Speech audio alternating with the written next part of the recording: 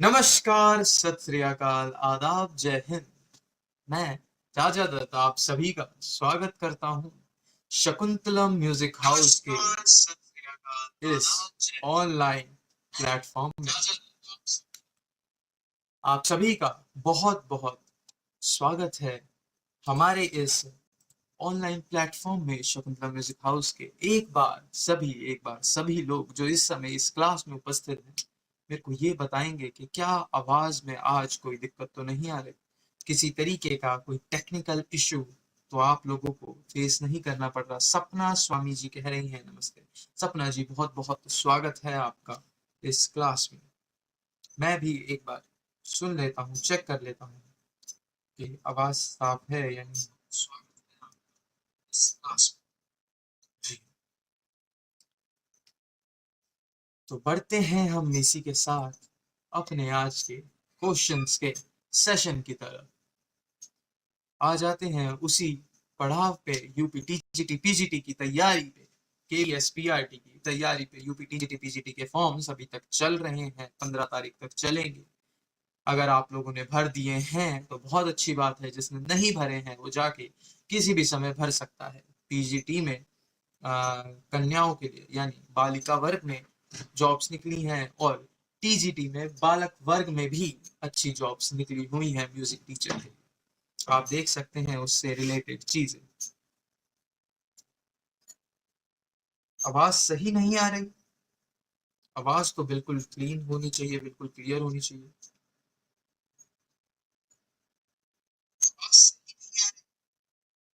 आवाज क्लियर आ रही है, थोड़ा सा आप क्या कहते हैं एक बार रिफ्रेश कर लीजिए अगर किसी भी तरीके की दिक्कत हो रही है।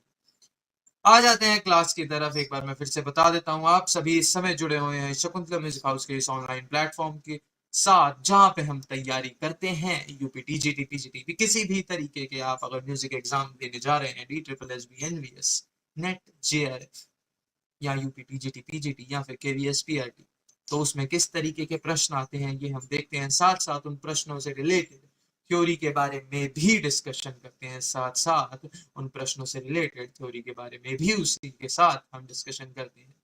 तो चलते हैं इसी के साथ आज के अपने पहले प्रश्न की तरफ।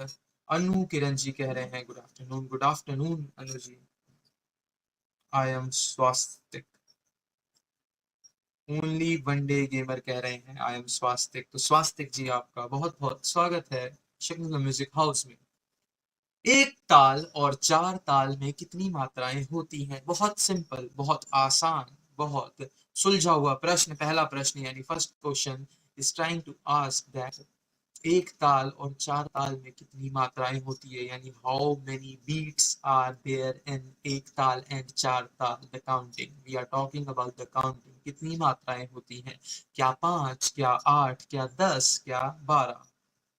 अनु जी कह रही हैं 5। बाकी लोग भी जो क्लास से जुड़े हुए हैं उत्तर देने का प्रयास कीजिए। आप लोग इस क्लास से जुड़े हुए हैं, बहुत अच्छी बात है। एक बार मात्र 5 सेकंड का टाइम लेके, 5 सेकंड का टाइम लेके इस क्लास को अपने सभी सोशल मीडिया प्लेटफॉर्म पर शेयर कर दीजिए। नीचे ही आपका शेयर का ऑप्शन आ रहा होगा, आप शेयर कर देंगे, बाकी लोगों तक भी ये क्लास पहुंच जाएगी। और बाकी लोग भी आंसर देने का प्रयास कीजिए। बाकी लोग भी आंसर देने का प्रयास कीजिए कि एक ताल और चार ताल में कितनी मात्राएं होती हैं। एक ताल और चार ताल में कितनी मात्राएं होती हैं? एक ताल और चार ताल में कितनी मात्राएं होती हैं? तो इसका सही और सटीक उत्तर हो जाता है चौथा, यानी 12 मात्राएं। 12 मात्राएं होती हैं एक ताल और चार ताल में। चार ताल से बेशक थोड़ा कम परिचित हो आप लोग, लेकिन एक ताल से अच्छे से परिचित होंगे अगर आप बड़ा ख्याल कभी भी गाते हैं। बड़ा ख्याल अगर गायन में आप गाते हैं तो एक ताल से अच्छे से परिचित होंगे। तो उसमें 12 मात्राएं होती हैं। इसी प्रकार एक ताल से ही सिमिलैरिटी रखती है चार ताल, एक ताल से ही सिमिलैरिटी रखती है चार ताल। दोनों तालों में 12-12 मात्राएं होती हैं। अगर यही क्वेश्चन अलग अलग भी पूछे जाते तो आंसर इसका सेम रहता, यानी 12 मात्रा। 12, जी हाँ। जी, बिल्कुल सही अनु जी और Swastik ji. Only one day game. आ जाते हैं इसी के साथ प्रश्न संख्या 2 पे। यानी question number 2 on your screen कि 12 की संख्या में 2 घटा देने पर, सिंपल मैथ, थोड़ा सा मिर्च मसाला डाला जाता है एग्जामिनेशन में, यानी आपके क्वेश्चन में, ताकि थोड़ा सा कंफ्यूजन भी हो, थोड़ा सा ये भी देखा जाए कि के जो बैठा हुआ है, जो कैंडिडेट है, उसका एप्टीट्यूड कैसा है। अब आपसे यहाँ से पे ये भी पूछ सकता था कि सिंपल बताओ कि 10 मात्रा की ताल कौन सी होती है। इसने पूछा कि 12 में से 2 घटाने पर जो मात्राएं बचती है, यानी 10 मात्राएं, वो किस ताल की मात्रा होगी। यहाँ पे 3 ताल की तो नहीं होगी, 16 मात्रा की होती है, दादरा कहरवा की भी नहीं होगी, 10 से कम की होती है, तो किस ताल की। तो हमारे पास बच जाती है केवल सेकंड, यानी झप ताल, धीना धी धीना धीना धी, 5-5 धीना धी धीना, मतलब 4 खंड हो जाते हैं इसके, 2-3 करके, 2-3 करके इसके 5 खंड हो जाते हैं। तो इसी प्रकार 10 मात्रा की हमारी हो जाती है झप ताल, 10 मात्रा की हमारी हो जाती है झप ताल। आसान क्वेश्चन से अब धीरे धीरे हम बढ़ते जा रहे हैं। पहले हमने स्वरों के बारे में डिस्कशन की, फिर हम रागों की हल्की सी डिस्कशन पे आते हैं, फिर हम तालों की डिस्कशन पे आते हैं। धीरे धीरे ये जो डिफिकल्टी लेवल है, डिफिकल्टी लेवल इसलिए इंक्रीज हो रहा है क्योंकि हम एक क्वेश्चन में ज्यादा चीजों की बात करने की कोशिश कर रहे हैं, ज्यादा चीजों की बात करने की कोशिश कर रहे हैं। Sir I am excited. Okay one day gamer ji. Dhrupad गायन के साथ किस ताल का प्रयोग होता है। बहुत अच्छा क्वेश्चन है, बार बार पूछा भी जाता है। ध्रुपद गायन के साथ किस ताल का प्रयोग होता है। अभी हमने डिस्कशन की थी, जब हम बड़ा ख्याल गाते हैं तो हम एक ताल बजाते हैं, इसी तरह छोटे ख्याल के साथ हम 3 ताल बजाते हैं। तो ध्रुपद गायन के साथ हम कौन सी ऐसी ताल है जो सबसे ज्यादा हम उपयोग में लेते हैं या बजाते हैं। सिंपल क्वेश्चन है, बहुत ज्यादा आसान क्वेश्चन है। आप इसका आंसर देने के मतलब काबिल हैं, आप लोग इतना तो वो रखते हैं कि आप इसका सही और सटीक उत्तर दें। ध्रुपद गायन के साथ किस ताल का प्रयोग होता है। सिंपल पूछा है कि जब आप ध्रुपद गायन कर रहे होते हैं तो किस ताल का प्रयोग होता है। आंसर देने का प्रयास कीजिए। क्लास से जुड़ा होना बहुत अच्छी बात है, लेकिन आंसर ना देना वो अच्छी बात नहीं। आप गलत देंगे तो आपकी डबल रिवीजन होगी, आप नहीं देंगे तो आपके सिर्फ एक बार सुनाई देगा। आप गलत देंगे तो आपको ये भी पता लगेगा कि आपने गलती क्या करी, और उसके बाद आप लर्न क्या कर रहे हैं। तो गलती और उसका आपको सही दोनों चीजें याद रहेंगी और 2 बार रिवीजन हो जाएगी। तो आंसर दिया करिए।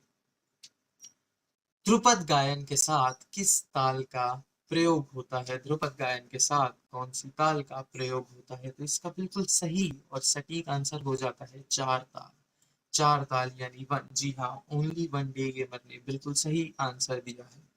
ओनली वन डे गेमर ने बिल्कुल सही आंसर दिया है कि नंबर 1 यानी 4 ताल। 4 ताल आपकी ध्रुपद गायन के साथ, 4 ताल आपकी ध्रुपद गायन के साथ सबसे ज्यादा प्रयोग में ली जाती है, सबसे ज्यादा प्रयोग में ली जाती है 4 ताल। अगर इसी क्वेश्चन को रिवर्स कर देता एग्जामिनर कि 4 ताल सबसे ज्यादा कौन से गायन के साथ बजती है, ध्रुपद, धमार, छोटा ख्याल, बड़ा ख्याल, अगर यही क्वेश्चन वो उलट के भी पूछ सकता था तो आप आसानी से बता सकते हैं कि 4 ताल आपकी ध्रुपद गायन के साथ, यानी ध्रुपद जो गायन शैली है उसके साथ जब वो गाते हैं हम, तो 4 ताल बजती है या बजाई जाती है। ज्यादा प्रयोग 4 ताल का होता है। आराम से समझिए। मेरे को किसी ने बोला सर आप बहुत तेज बोलते हो, जल्दी बोलते हो, तो मैं कोशिश कर रहा हूँ आज मैं धीरे बोलूँ। एक बार आप भी बता दीजिए कि आपको मेरी स्पीड तेज वाली ठीक लगती है या धीमी ठीक लगती है, तो उस हिसाब से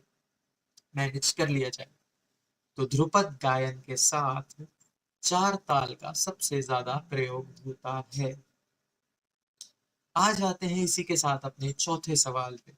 आ जाते हैं इसी के साथ अपने चौथे सवाल पे कि ख्याल के साथ किस ताल का प्रयोग होता है। ख्याल के साथ किस ताल का प्रयोग होता है। अब ख्याल से यहाँ पे क्या तात्पर्य है, ख्याल से यहाँ पे क्या मतलब है। देखिए, जब आपको सिर्फ ख्याल बोला जाए, जब आपको सिर्फ ख्याल बोला जाए, याद रखिएगा, तो हम यहाँ पे बड़ा ख्याल की बात कर रहे हैं, तो हम यहाँ पे बड़े ख्याल की बात कर रहे हैं। जब आपको पर्टिकुलरली छोटा ख्याल बोला जाएगा, जब आपको पर्टिकुलरली छोटा ख्याल बोला जाएगा, अक्सर ये मिस्टेक, अक्सर ये गलतियां हो जाती हैं कि ख्याल पढ़ के, ख्याल वर्ड को पढ़ने के बाद, ख्याल शब्द को पढ़ने के बाद इंसान के दिमाग में यानी म्यूजिशियन के दिमाग में यही आता है कि छोटे ख्याल की बात हो रही होगी, छोटे ख्याल की बात हो रही होगी, क्योंकि ज्यादातर हमने छोटा ख्याल ही बजाया है, प्रैक्टिस किया है हमेशा, शुरुआत हमारी छोटे ख्याल से हुई, हमेशा वो चलता रहता है छोटा ख्याल।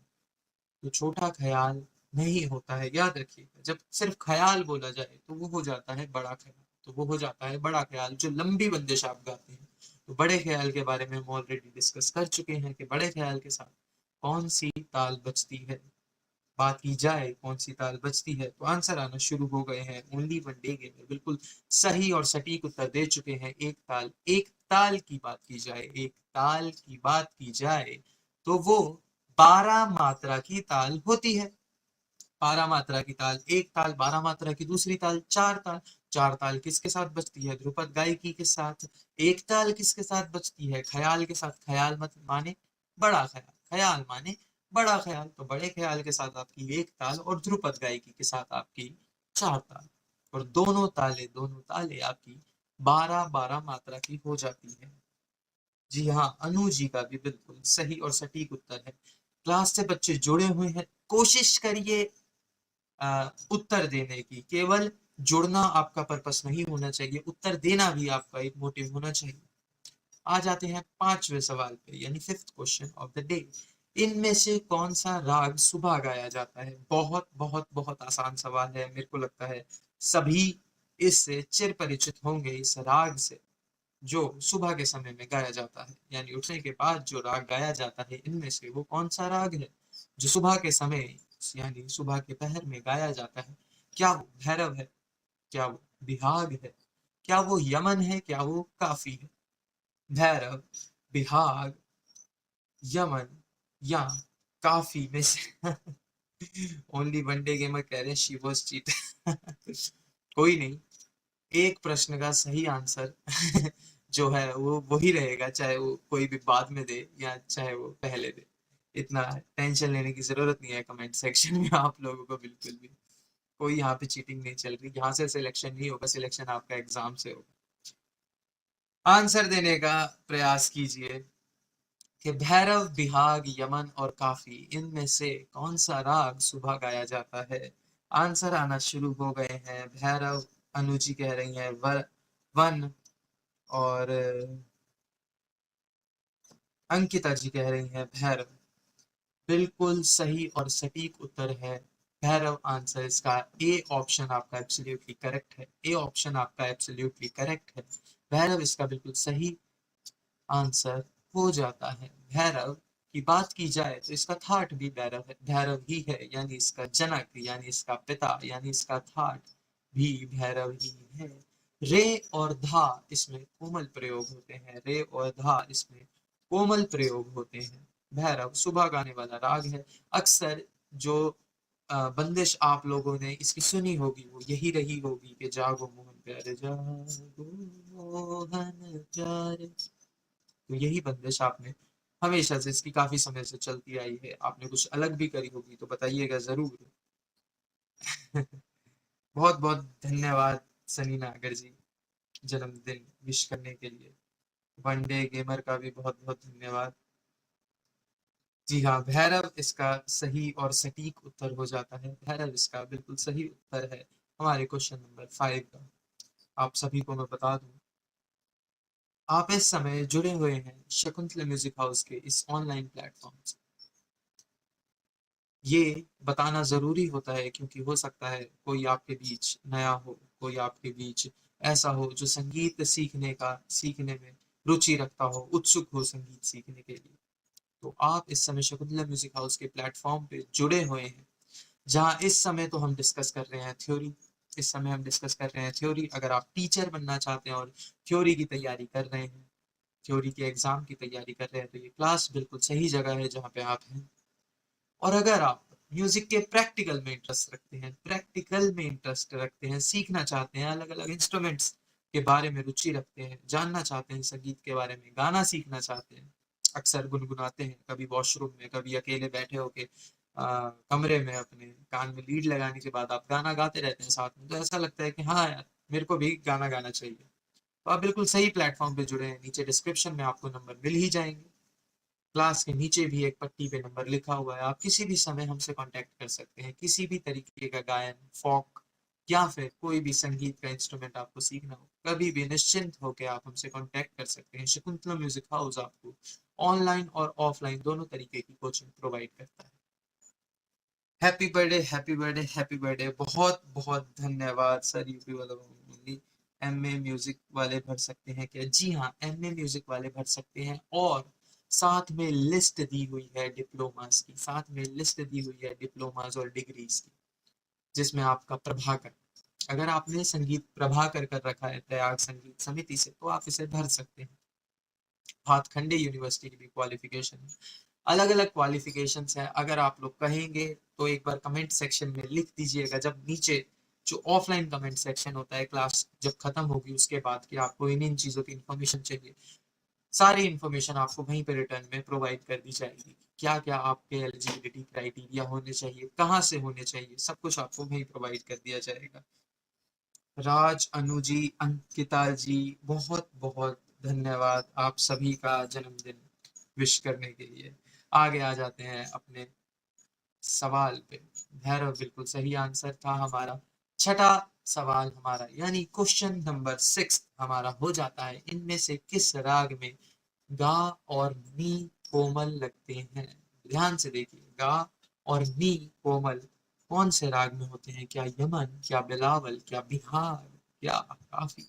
क्या यमन, क्या बिलावल, क्या बिहार, क्या काफी? क्या यमन, क्या बिलावल, क्या बिहार, या फिर काफी? इनमें से गा और नी किस राग में कोमल लगते हैं? उत्तर आना शुरू हो गया है। सभी लोग उत्तर देने का प्रयास जरूर करें। सभी लोग उत्तर देने का प्रयास कीजिए, क्योंकि मैंने आपको बताया ही है, उत्तर देंगे तो आपकी डबल रिवीजन होगी, नहीं देंगे तो एक बार ही सिर्फ आप मेरे मुंह से सुनेंगे। Only one day, day gamer कह रहे हैं टू। अंकिता जी कह रही हैं काफी। अनु जी कह रही हैं काफी। जिन जिन का काफी आंसर है, जिन जिन का काफी आंसर है, उनका काफी सही आंसर है, उनका काफी सही आंसर है। क्योंकि काफी वो राग हो जाता है, क्योंकि काफी वो राग हो जाता है जिसमें गा और नी कोमल लगते हैं। अनु जी ने अपना आंसर बदल के दो कर दिया है, जिससे उनका आंसर काफी गलत हो गया है, जिससे उनका आंसर काफी गलत हो गया है।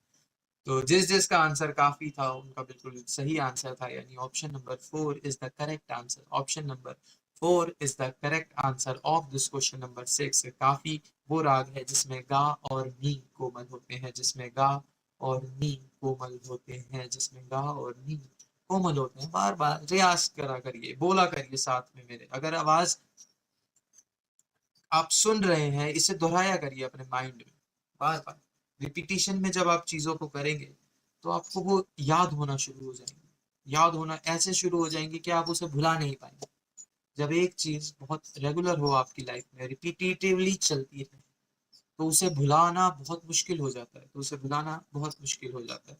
अक्सर ये बॉन्ड्स के साथ भी होता है, आपके किसी भी चीज के साथ। आप जब रिपीटिशन में रोज एक ही रास्ते से गुजरते हैं तो वो रास्ता याद हो जाता है। इसीलिए रिपीटेटिवली, बार बार, हजार बार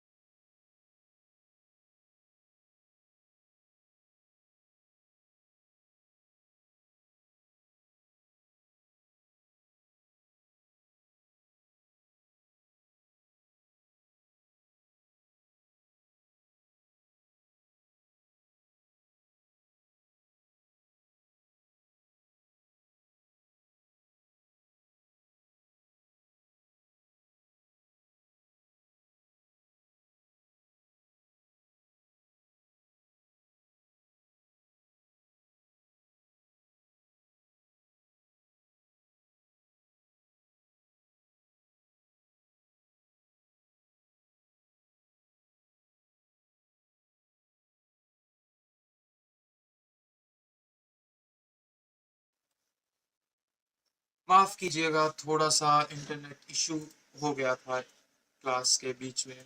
एक बार मेरे को बताइएगा हमने लास्ट अपना कहाँ पे छोड़ा था, एक बार मेरे को बताइएगा हमने लास्ट कहाँ पे छोड़ा था, वहीं से हम कंटिन्यू करते हैं।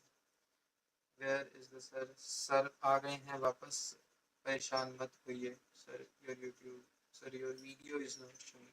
अब बिल्कुल सही हो गया होगा, एक बार रिफ्रेश कर लीजिए। अब बिल्कुल सही हो गया होगा, एक बार रिफ्रेश कर लीजिए।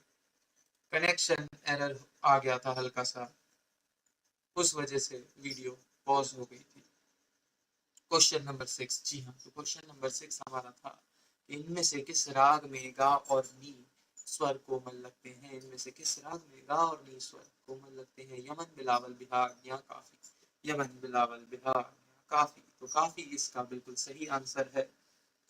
आप लोगों ने सही आंसर दिया था। अभी भी अगर वीडियो में कोई आपको एरर, क्या आप वीडियो दिख रही है? क्या अब आप सभी को वीडियो दिख रही है? तो एक बार कमेंट सेक्शन में थम्स अप कर दीजिएगा। तो एक बार कमेंट सेक्शन में थम्स अप कर दीजिएगा, जिससे मेरे को पता लग जाए कि आप सभी को वीडियो दिख रही है। अगला आपका क्वेश्चन हो जाता है, इनमें से कौन सा राग, इनमें से कौन सा राग, which raga among these are from audav caste, यानी औरव जाति का राग कौन सा हो जाता है? इनमें से, इनमें से कौन सा राग औरव जाति का हो जाता है? क्या खमाज, क्या राग खमाज, क्या राग बिलावल, क्या राग भोपाली, क्या राग काफी? इनमें से कौन सा राग औरव जाति का है? खमाज, बिलावल, भोपाली या काफी? खमाज, बिलावल, भोपाली या काफी? चंद्रमोहन नौटियाल जी कह रहे हैं ग्रेट वर्क, धन्यवाद चंद्रमोहन जी। आंसर आ रहा है 3-3। तो जिस जिसका आंसर थर्ड यानी भोपाली है, जिस जिसका आंसर थर्ड यानी भोपाली है, उनका बिल्कुल करेक्ट यानी बिल्कुल सही उत्तर है। बिल्कुल करेक्ट यानी बिल्कुल सही उत्तर है, भोपाली आपका औरव जाति का राग हो जाता है। क्यों? क्यों औरव जाति का होता है? क्योंकि इसमें माँ और नी वर्जित होते हैं। इसमें माँ और नी आपके आरोह अवरोह में वर्जित होते हैं। तो बचे कितने स्वर? 7 में से 2 गए 5, 7 में से 2 गए बचे 5। तो 5-5 जब आपके हो जाते हैं दोनों तरफ, तो वो जाति हो जाती है औरव। तो वो जाति हो जाती है औरव। तो औरव जाति का राग आपका हो जाता है भोपाली। औरव जाति का राग आपका हो जाता है भोपाली। फर्स्ट राग भी कहा जाता है काफी बार आपके सिलेबस में इसे। राग यमन के वादी संवादी स्वर बताइए। बहुत अच्छा क्वेश्चन है, बहुत अच्छा क्वेश्चन है। राग यमन के वादी संवादी स्वर बताइए। राग यमन में वादी और संवादी स्वर कौन कौन से होते हैं? वादी और संवादी स्वर कौन कौन से होते हैं? उत्तर देने का प्रयास कीजिए, उत्तर देने का प्रयास कीजिए। अनु जी कह रही है 2, जो सा और माँ है। ओनली 2 गेमर भी कह रहे हैं 2, जो सा और माँ है। क्या सा पा भी हो सकता है? क्या गा और धा भी हो सकता है? क्या गा और नी भी हो सकते हैं? उत्तर देने का प्रयास कीजिए। और भी लोग जो इस क्लास से जुड़े हुए हैं, और भी लोग जो इस क्लास से जुड़े हुए हैं, वो भी उत्तर देने का प्रयास कीजिए। और भी लोग जो इस क्लास से जुड़े हुए हैं, 1 मिनट रुकिएगा, आपका कमेंट सेक्शन बंद हो गया है। आपके कमेंट्स दिखते रहे, इसलिए वो खोलना बहुत जरूरी है। जी हाँ, वापस चल गया है। अंकिता जी कह रही हैं 4, सपना स्वामी जी कह रही हैं ए, सनी जी कह रही हैं बी। काफी अतरंगी सतरंगी आंसर इस समय आ रहे हैं। भैरव राग सपना स्वामी जी कह रही है। सपना जी काफी पीछे चल रही हैं, आप एक बार रिफ्रेश कर लीजिए, बाद में क्लास को देख लीजिएगा, ताकि आपका अभी प्रेजेंट में ना छूटे। अनु जी कह रही हैं 2, अभी तक 2-2 आंसर आ रहा है। देखिए, जब हम बात करते हैं, जब हम बात करते हैं, चलिए बाकी लोग भी जो जुड़े हुए हैं सबको एक बार आंसर देने दीजिए, क्योंकि आंसर सारे आ ही जाने चाहिए। मैं मानता हूँ आंसर सारे आ ही जाने चाहिए, तभी फायदा होगा, तभी फायदा होगा।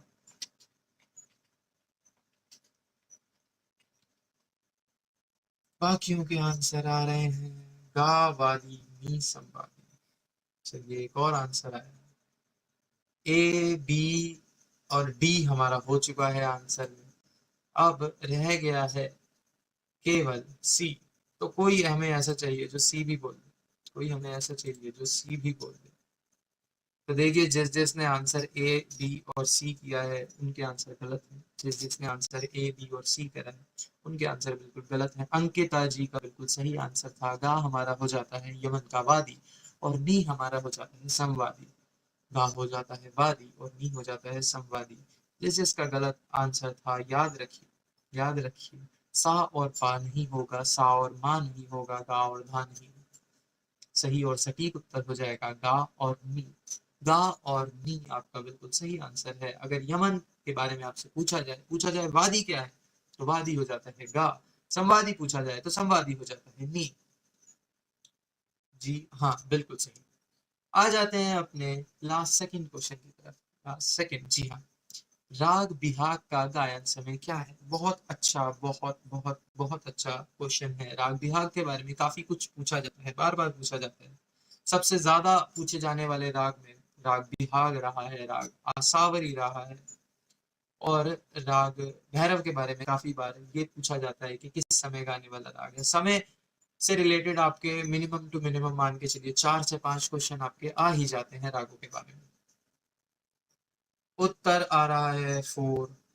ओनली वन डे गेमर कह रहे हैं 1। बाकी लोग भी आंसर देने का प्रयास कीजिए, बाकी लोग भी आंसर देने का प्रयास कीजिए।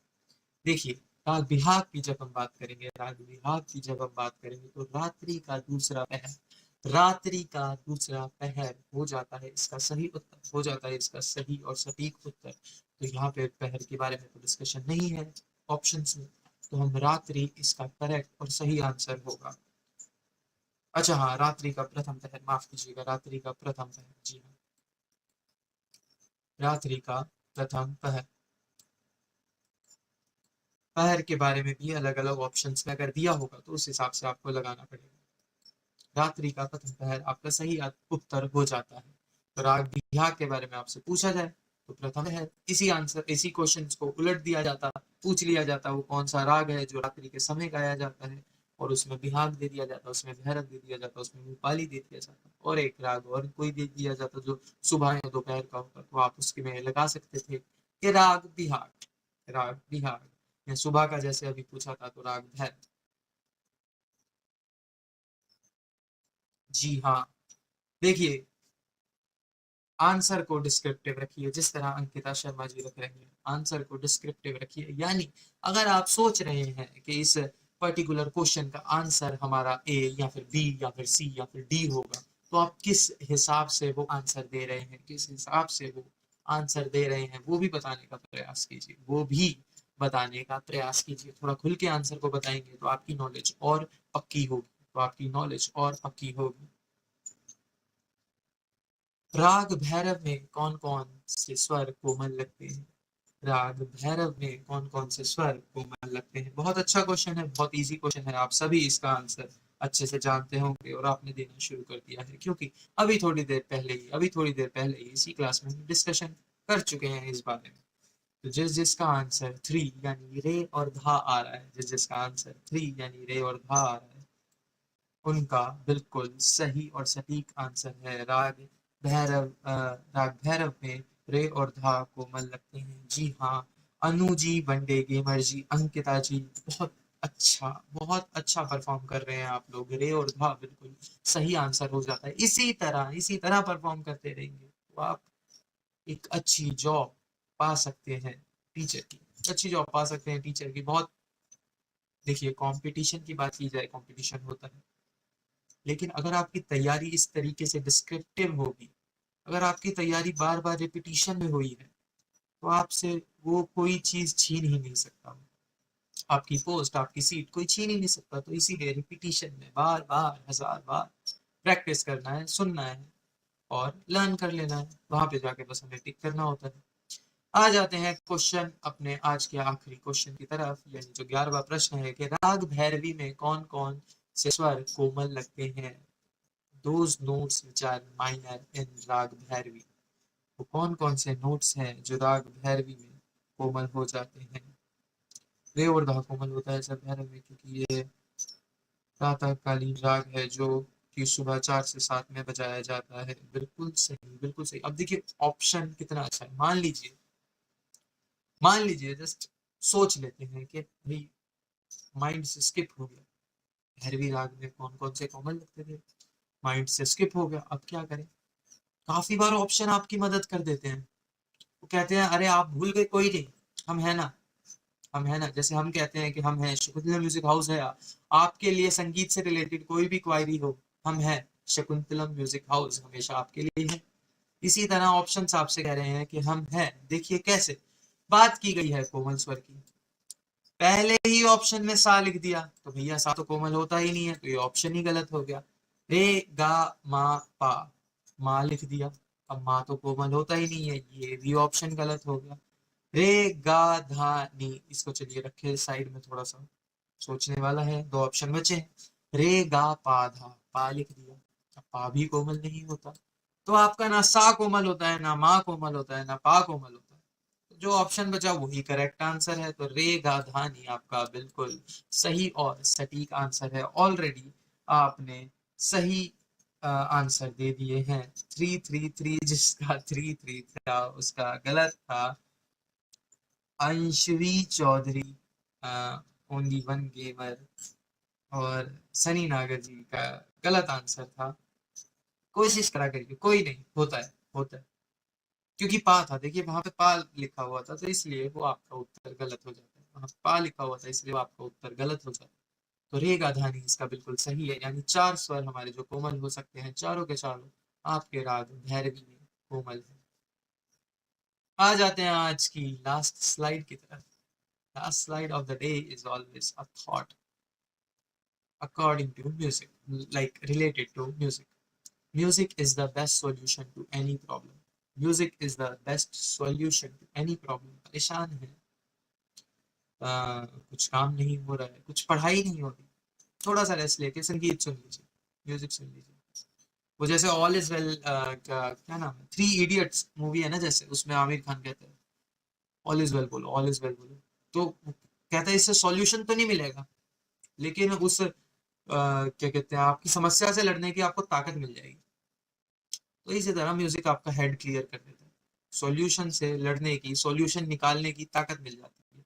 तो म्यूजिक ही वो सॉल्यूशन है जो आपको हर प्रॉब्लम से पार लगा सकता है, जीवन सागर से पार लगा सकता है। तो वो संगीत है। Music is the best solution to any problem.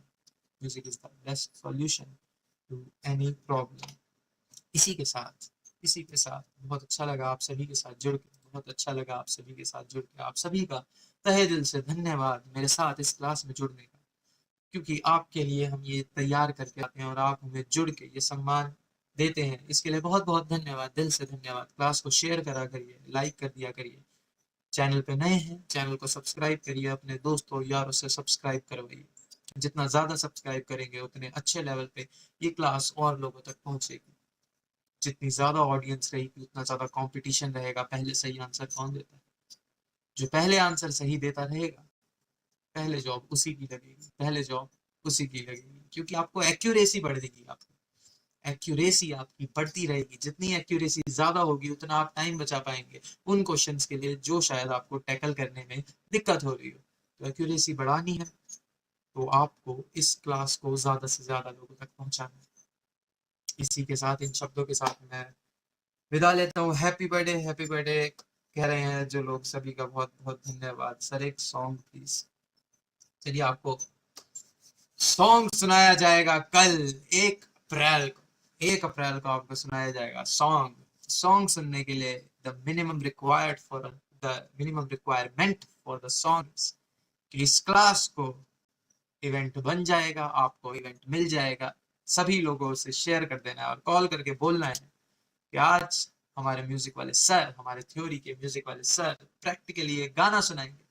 तो गाना सुनने के लिए आप सभी को वहां पे मौजूद रहना है। तो ज्यादा लोग होंगे तो ज्यादा अच्छे से गाया जाएगा। तो कल जुड़ना मत भूलिए अगर आप गाना सुनना चाहते हैं तो। इसी के साथ मैं राजा दत्ता आप सभी से विदा लेता हूँ, शकुंतला म्यूजिक हाउस के इस ऑनलाइन टावर से। धन्यवाद, बहुत बहुत शुक्रिया।